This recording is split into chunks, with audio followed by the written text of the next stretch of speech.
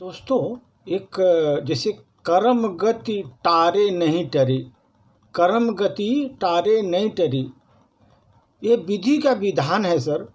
विधि का विधान जो बना हुआ है उसको कोई टाल नहीं सकता। एक छोटी सी कहानी मैं बता रहा हूँ। श्री राम जी का विवाह और राजाभिषेक दोनों शुभ मुहूर्त में देख करके किए गए थे। बहुत शुभ मुहूर्त में देखकर किए गए थे, फिर भी न वैवाहिक जीवन सफल हुआ, न तो राज्याभिषेक हो पाया उनका। और जब मुनि वशिष्ठ से उसका उत्तर मांगा लोगों ने, तो उन्होंने साफ कहा, सुनहु भरत भावी प्रबल, बिलखि मनहु मुनिनाथ, हानि लाभ जीवन मरण, यश अपयश विधि हाथ। उन्होंने ये बताया, अर्थात जो विधि ने निर्धारित किया है वही होकर रहेगा। न राम के जीवन को बदला जा सका, न कृष्ण के जीवन को भी बदला जा सका, न महादेव शिव जी की सती की जो मृत्यु नहीं डाल सके, महादेव जी सती की मृत्यु को भी नहीं डाल सके, जबकि महामृत्युंजय मंत्र उन्हीं के आह्वान करता है। न अर्जुन, न गोविंद सिंह, न आने वाले विधि विधान को टाल सके, जबकि आप उसमें समर्थ थे, लेकिन फिर भी विधि के विधान को नहीं टाल सके सर। रामकृष्ण परमहंस को भी अपने बीमारियों से जूझना पड़ा, क्योंकि उसको भी वो नहीं टाल सके। न रावण अपने जीवन को बदल पाया, न कंस ही अपने जीवन को बदल पाया।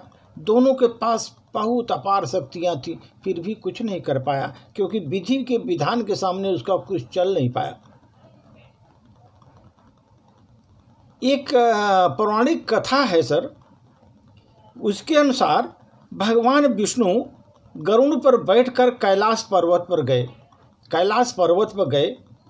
द्वार पर गरुड़ को छोड़ करके श्री हरि खुद शिव से मिलने के लिए अंदर चले गए।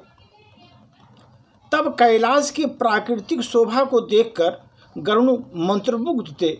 तभी उनकी नज़र एक खूबसूरत छोटी सी चिड़िया पर पड़ी।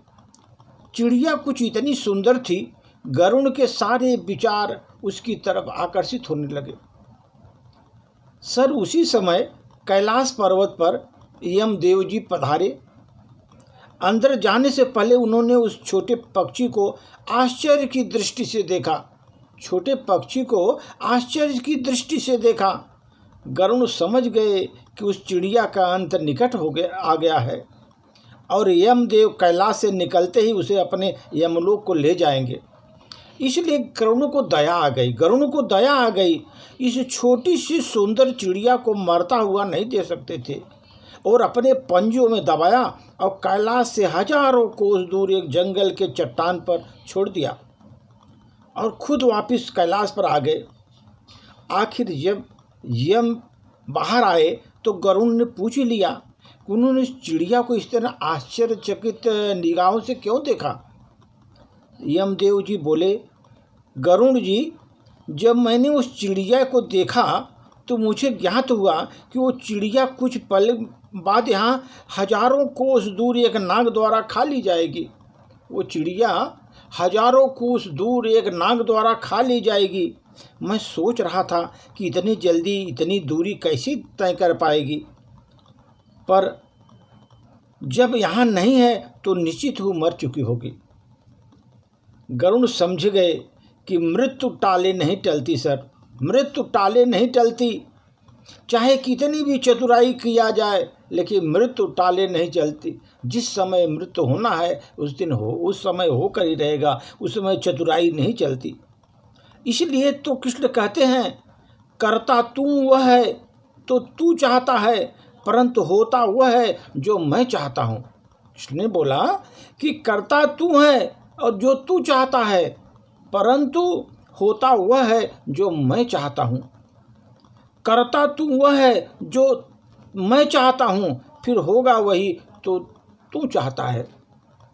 मानव अपने जन्म के साथ जीवन मरण, यश अपयश, हानि, लाभ, स्वास्थ्य, बीमारी, देह, रंग, परिवार, समाज, देश, स्थान सब पहले से निर्धारित करके आता है सर। वो सबसे पहले वो निर्धारित करके आता है। उसका जो जितना भी सब तय है, कब क्या होना है, कब क्या होगा, उसके सब तय है, उसके अनुसार होता रहता है। इसलिए सर सरल रहें, सहज मन से, वचन से, कर्म से, सत्कर्म में लीन रहें। जितना सत्कर्म में लीन रहेंगे वही आगे आपको होगा, क्योंकि होने को तो कोई टाल नहीं सकता, लेकिन आपके कर्मों का जो फल है वो अच्छी तरह फलीभूत होगा। और कर्मों के फल द्वारा अपने को आप विचारों से प्रफुल्लित कर सकते हो और उससे आगे निकल सकते हो, क्योंकि कर्म की ही आपकी पूजा होगी। आपका तो समय तो निश्चित है कब क्या होने वाला है, लेकिन आप कर्म तो अच्छे करिए। कर्म करने से आपको कौन बुरा कर रहा है, लेकिन उसके लिए आपको कर्म अच्छा ही करना पड़ेगा सर। धन्यवाद।